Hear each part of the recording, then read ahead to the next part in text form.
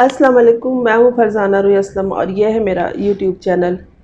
دوستوں، ایک باپ پہلے ہی دل گرفتہ ہے۔ اولاد ہاتھ سے نکل جائے تو کمر ٹوٹ جاتی ہے۔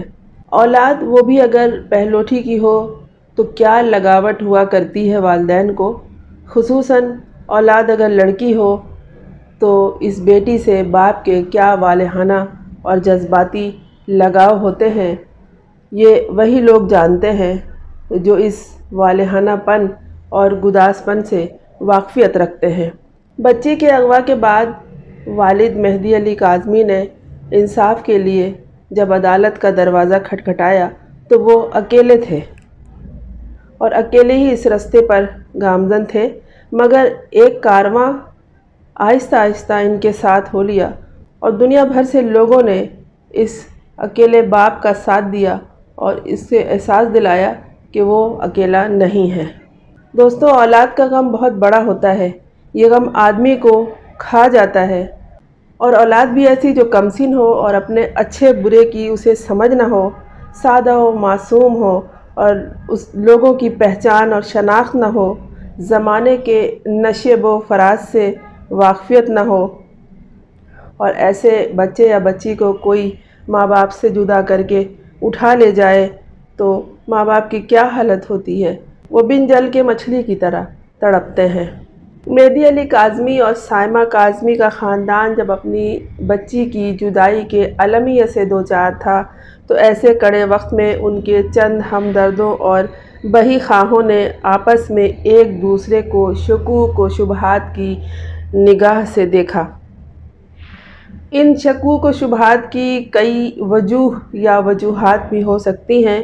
ایک تو یہ کہ حزب مخالف یعنی گینگ کو کوئی موقع فراہم کرنا یا پھر ان کی سوچ کو منقسم کرنا، اور اس کے علاوہ کئی نکات ہو سکتے ہیں۔ دوستوں، جہاں کوئی تحریک چل رہی ہو یا کسی کاز کے لیے کام کیا جا رہا ہو یا کسی مقصد یا منصوبے پہ عمل کیا جا رہا ہو، وہاں ایسا ہوا کرتا ہے۔ لیکن ایسے حالات پیدا کرنے سے یا ایسے حالات کے پیدا ہو جانے کے بعد اپنے لوگوں کو، اپنے حمایتیوں اور ہمدردوں کو جس کرب و اذیت کا سامنا کرنا پڑتا ہے وہ ناقابل بیان ہے۔ سب سے اہم نکتہ یہ کہ ان والدین کو جب اس غدار نامے کا علم ہوا ہوگا تو ان پر کیا بیتی ہوگی۔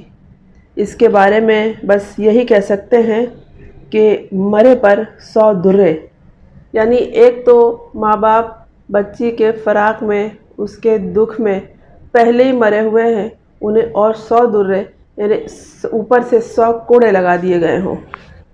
بچی کو تو ان تمام حالات و واقعات کی سمجھ ہے ہی نہیں، والدین کی تو نہ شب ہے نہ سحر۔ جو لوگ اس کیس سے وابستہ ہیں ان کا قبلہ و کعبہ اس وقت یہی کیس ہے۔